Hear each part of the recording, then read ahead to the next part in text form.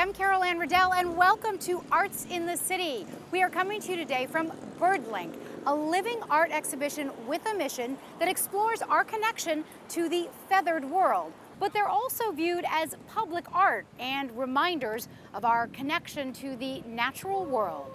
Susan John explains.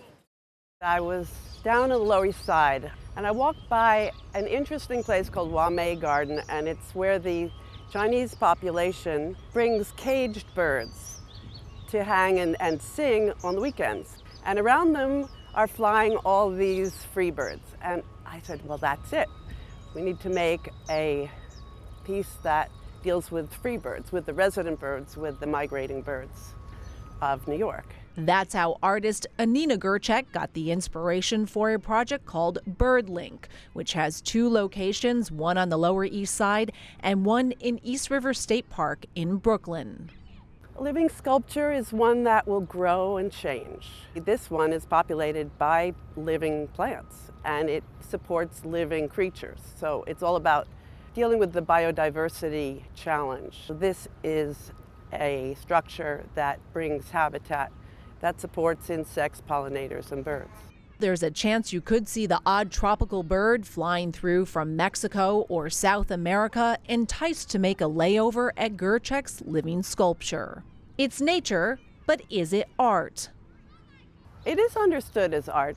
It's called public art, and people get it. This is sculptural and architectural and uses an unconventional medium, but really there's a structure here that's a design. This is modular.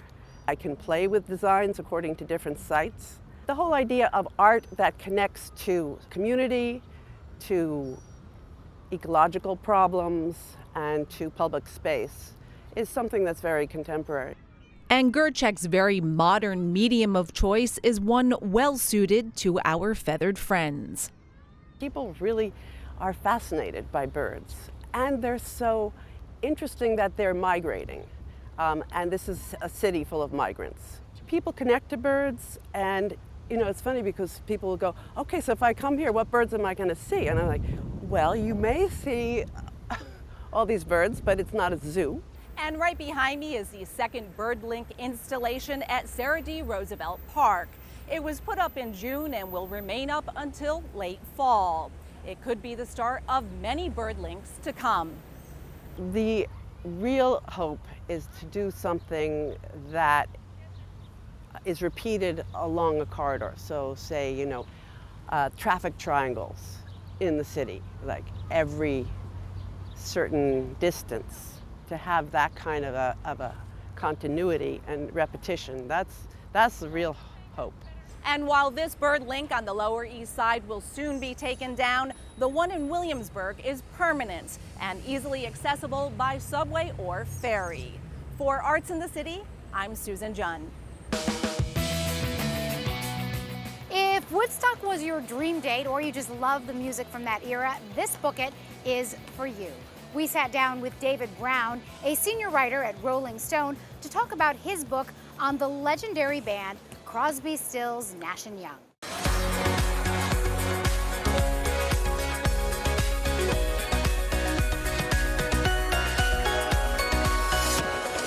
David, thank you so much for coming by today. Thanks, Carol. It was great being here. Your book is Crosby, Stills, Nash and Young, the wild definitive saga of rock's greatest supergroup. So what is a supergroup?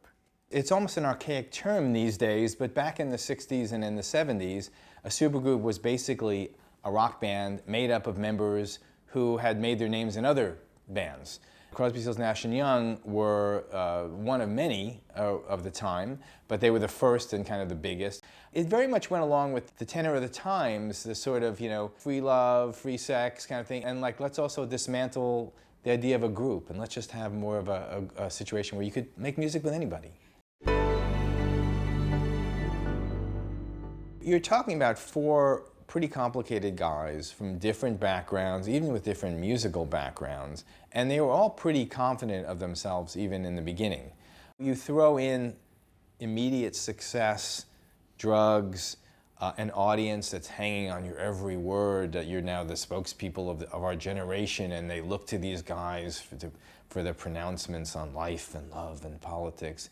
You throw all that into the mix, along with these very fragile egos and the kind of loose-knit group. You know, it made it sort of dysfunctional almost from the beginning. And they kind of come together and they break apart and they come back together, and this happens repeatedly. Right, right. In a way, it's like rock's longest running soap opera. They are constantly repeating this cycle over 50 years, and that's what makes the saga so interesting to me. We're talking 50 years of convergence, you know, reunion tours or an album, then a breakup, and then repeat the cycle over and over again for 50 years.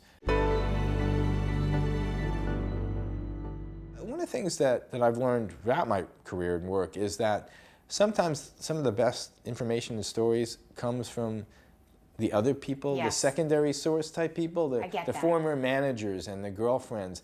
You know, the stars, I'm always happy to talk to them, but a lot of times they have their set stories. Right, they're on message to some degree. They're on message to some degree. They kind of go into autopilot when they tell certain things. And it's the other people who remember more in some cases and have information that hasn't been heard before. Maybe a good example of that was Judy Collins, who I interviewed, who lives right in this neighborhood, actually, and interviewed her in her apartment. You know, Stephen Stills had a relationship with her in '68, yep. '69. They broke up. He wrote a whole bunch of songs about her, obviously including Sweet Judy Blue Eyes. And there's a line in that song that says, won't you come see me Thursdays and Saturdays?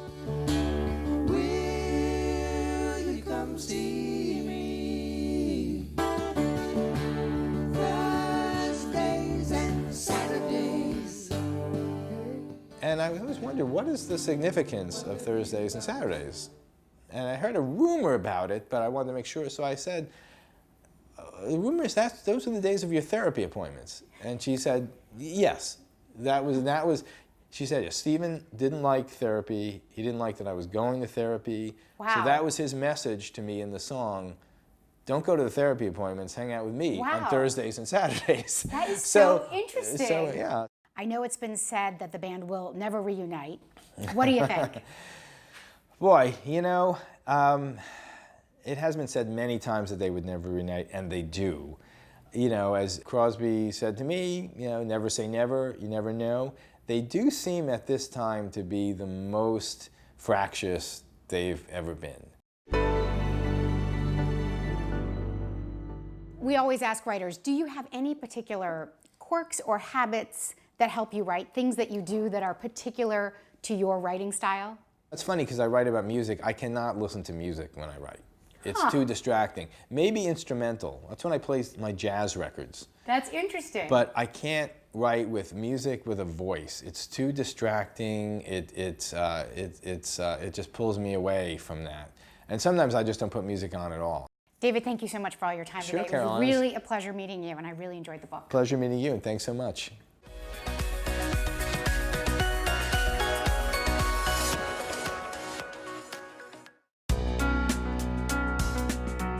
Now to a remarkable pianist who worked her way into the city's hip jazz performance scene, all while learning English at the same time. Minnie Rowe has her story.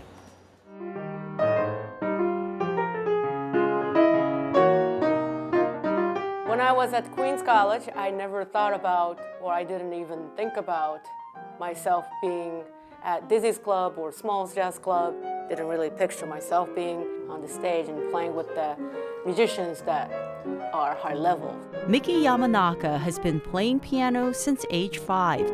Speaking little English when she arrived 7 years ago, Miki quickly adapted to the quirks and rhythms of the city, landing gigs in some of the coolest jazz clubs in town. It used to be a challenge, of course. I couldn't speak English and I didn't know any tunes, but the way I learned was from jam session. People kick my ass and learn how to listen, learn how to learn the tunes, learn how to communicate with people. For a jazz musician, fitting in with a trio one night and a quartet the next requires focus, discipline, and a measure of dexterity. So it could be someday I played duo with just a bass player, just very intimate, like right after that, maybe in the same night, I could totally play a big band gig. That is completely different role for me as a pianist. When I do a big band gig, for example, it's like I just have to make the band feel good and then play like the nice lyrical, nice stuff on top of everybody else. I just have to, go with it, and I have to know what I'm doing. Her debut self-titled CD offers intricate, thoughtful, original tunes mixed with well-chosen classics, including her riff on a cut from Thelonious Monk. I am very proud of it because I worked very hard on it. Picking Monk's tune is part of I would like to show my color. So when I play something that's written by someone who is very influential in this music, I would like to at least to respect how they wrote it and how they played it. And then after that, how I cook it is up to me. It's a very, very big challenge for me, but it is also fun to add my own musicality. Miki draws on experience when advising aspiring musicians who seek to make their mark on New York's jazz scene.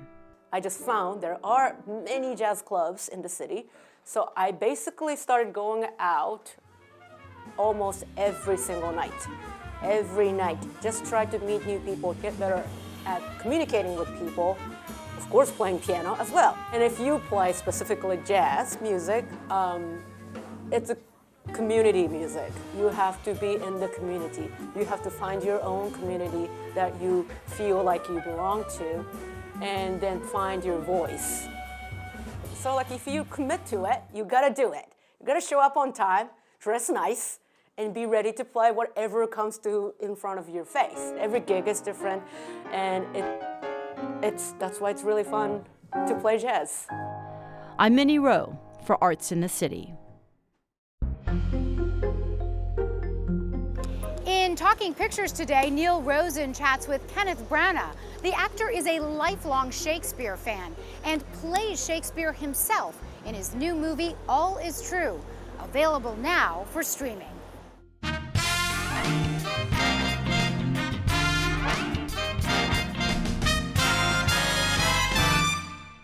No more stories left to write. I've lived so long in imaginary worlds, I think I've lost sight of what is real. In the new movie, All Is True, Kenneth Branagh, who directed the film, also stars as William Shakespeare in the last years of his life. When his renowned Globe Theatre burns to the ground, the immortal bard decides to stop writing forever and retires to Stratford, where he tries to heal relationships with his long-neglected family, including his wife, played by Judi Dench. Retirement hasn't exactly brought the peace we might have hoped for. Kenneth, you love Shakespeare. I mean, I've interviewed you so many times, and you've played so many different Shakespearean roles. Now you're actually playing Shakespeare himself. So is this a dream come true? It is something of a dream come true, because part of my kind of crusade and passion has been to share enthusiasm about how sort of human I think Shakespeare is and how directly he talks to us. So it seemed like the ultimate way of doing that was to present him in as human and humane and humorous a way as possible. So All Is True was the fulfillment of that. What is it like playing Shakespeare buried under all those prosthetics? It's nice to hide as an actor. Sometimes when you do that, you sit down for an hour and a half, you close your eyes, and 90 minutes later, this other person is there, and it feels great to hide me and just try and find the interior life of William Shakespeare. And in that sense, you feel all you've got are the eyes, and it was the eyes in the famous portrait of him in the National Portrait Gallery in London that really caught my attention. They're so mischievous and naughty and real and unpompous, and I wanted to try and present the image the world thinks they have of him and they know about him as this, bald-headed, long-haired, pointy-beard, large-nosed man, but instead, find somebody who's, as complex as all the rest of us ordinary human beings. At what age or what point in your life did you fall in love with Shakespeare? I mean, was there a specific Shakespearean play that you saw that blew you away? Well, it was really a theatrical experience. Romeo and Juliet, a play in the theatre that I saw where the afternoon, we saw a matinee, began with a sword fight and sparks flew off the metal of the swords, and then a beautiful woman came on as Juliet, and there was more violence and there was more sort of suppressed sex, and it was pretty riveting. And I was in a crowd of 1,000 13-year-olds. I was 13 at the time, and it was like a riot. So it was a rock concert, whatever, but it was just that play went straight to the crazed hormones of all of us, and it was a life changer for me. My name is Hercule Poirot, and I am probably the greatest detective in the world. So you're playing the Agatha Christie Poirot character again. Tell me a little bit about that, and what's next for you? Poirot, we shoot in the autumn. It's Death on the Nile, very sexy, disturbing, unsettling kind of book, which once again Michael Green has written the screenplay for. He wrote Murder on the Orient Express. And with the Agatha Christie estate, they've given him license to add some characters and change some plot. So I hope that we can surprise people. Otherwise, my main interest is in seeing Tottenham Hotspur Football Club qualify for European football next year. Mr. Shakespeare, I don't want to pester you. Good. Excellent news. Cheerio. I'll say cheerio, too. With Kenneth Branagh, for Arts in the City, I'm Neil Rosen. A dream come true for some aspiring young artists, teenagers who made it all the way to the Metropolitan Museum of Art. Magali Laguerre-Wilkinson explains. I think I screamed for about 3 minutes straight. That's 16-year-old Alondra Uribe, describing how she felt when she found out she was one of the 5 recipients of the National Student Poet Award of 2019, the country's most prestigious youth poetry honor. Praise this morning, how my feet hit the ground with a sense of purpose, how the wind hugged me, kissed me on the cheek like abuela. The 11th grader's winning piece is a poem about what she says is the only place she's known intimately, and calls it an ode to the Bronx. The Bronx is filled with so many different types of people and so many different types of cultures that it wouldn't be fair to just capture it in one single go. So I decided to add a whole bunch of elements of myself and my friends and family and their character traits. And the greatest gift of all is to have Alondra's work and that of many other winners exhibited in one of the most prominent artistic venues in the world. The Metropolitan Museum of Art is very dedicated to the artwork of young people and being sure that we can exhibit any work that young people have. They're very talented and artistic, and it's great to be able to showcase the talents of New Yorkers and their creativity. Darcy-tell Morales is the Associate Museum Educator for Teen Programs at the Metropolitan Museum of Art and has a pretty good eye for talent when she sees it. The current crop of young people are amazing. I'm pretty sure that a lot of them will be in major museums and galleries in the future. The Scholastic Art and Writing Awards began in 1923. Past award recipients include Andy Warhol, documentarian Ken Burns, and poet laureate Yolanda Wisher. That's pretty surreal, to be honest. Not something you really expect within 2 years of amateur photography, but it's not amateur anymore once I'm on the Met, so. Christian Restrepo attends Thomas Edison High School in Queens. He studies computer repair, but it's his passion for film that drew his eye to a camera lens. His winning shot reflected a typical day. My picture is a multiple exposure of one of my normal days at the park, one of my more calmer days. I was at the handball court at the time taking multiple exposures, and a song came to me that kind of made me feel energetic. So I tried to capture what I felt in that moment and that really cold fall day. Between the art and the writing, there were about 600 pieces of work being exhibited from New York City's most talented teens. And what impressed her most about this current class of candidates and winners? I really love to see when students from schools that did not participate submit work to the program, because it's evidence that more and more students across the city are gaining awareness about the opportunities that we provide. So that's really exciting for me to see so many names of new schools being recognized. And with thousands of submissions, there's still room for more. We know that there are creative teams in every pocket of this country. And so if you're writing, if you're creating, be bold, be courageous, submit your work. You'll never know what kind of success you can experience if you don't go ahead and take the leap and just upload your work.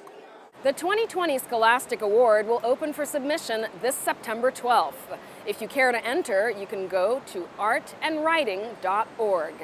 I'm Magali Laguerre-Wilkinson for Arts in the City.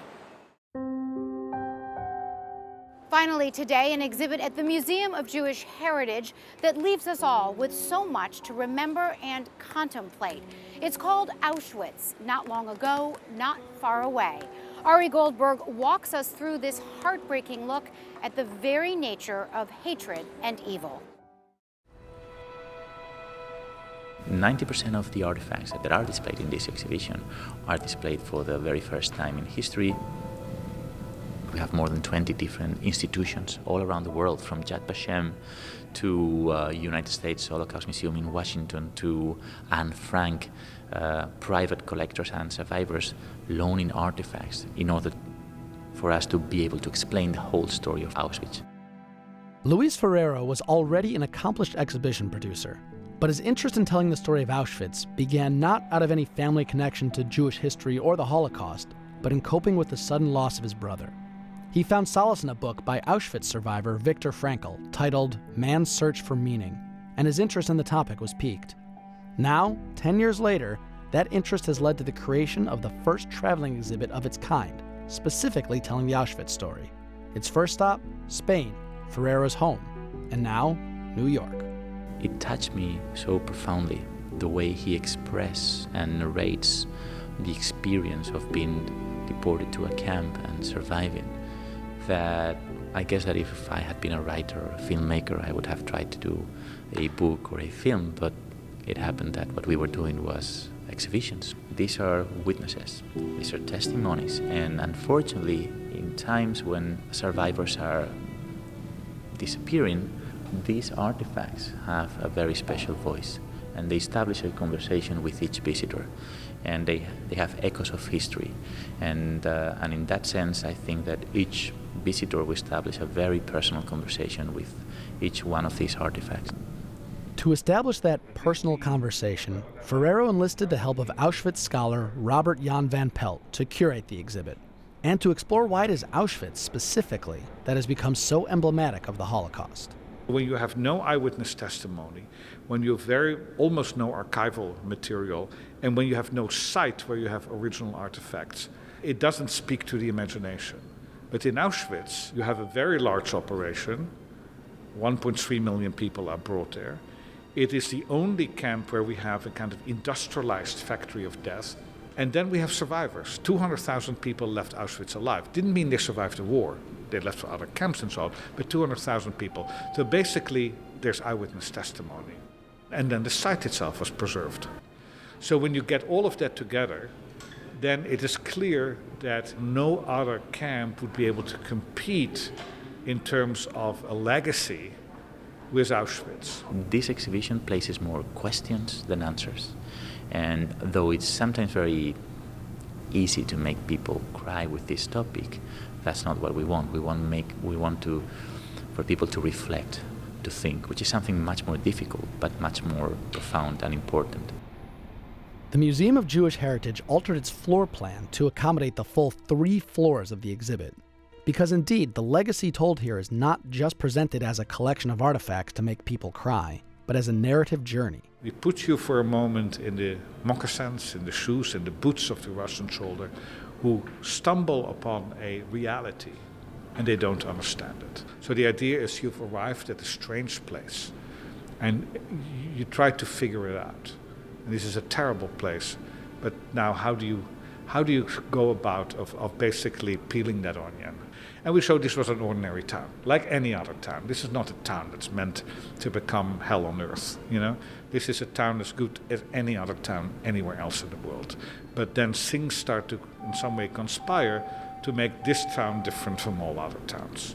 The massive collection tells a tale, progressing from the pre-war Polish town to World War I and the rise of fascism to the stories of the peoples targeted in the Holocaust. Not only the Jews, but Polish Christians, Slavic and Romani peoples, Russian POWs, homosexuals, the disabled, Afro-Germans, Jehovah's Witnesses, political dissidents, and perhaps most hauntingly, artifacts and instruments from the camp itself. It is an emotionally difficult journey, but a compelling one to work through. Auschwitz did not start with the gas chambers. It started with hatred, with words, with establishing the other versus us. So the subtitle of the exhibition was specifically chosen because of the current times that we are living, not long ago and not far away. And unfortunately, nowadays, we see ideologies of hatred that we thought were gone. It's actually very important, to our opinion, to see this exhibition nowadays and to understand what does this event, this genocide, means for us today. From the Museum of Jewish Heritage in downtown Manhattan, an exhibit of artifacts, but also an exhibit of lessons. Lessons as relevant today as they ever were. For Arts in the City, I'm Ari Goldberg. Auschwitz, not long ago, not far away, runs through January 3rd before it tours other cities around the world. And that is our show for today. Thanks so much for joining us. You can find more information on all the stories we featured on our website. And remember, we are online whenever you need your New York City arts and culture fix. I'm Anne Riddell. See you next time on Arts in the City.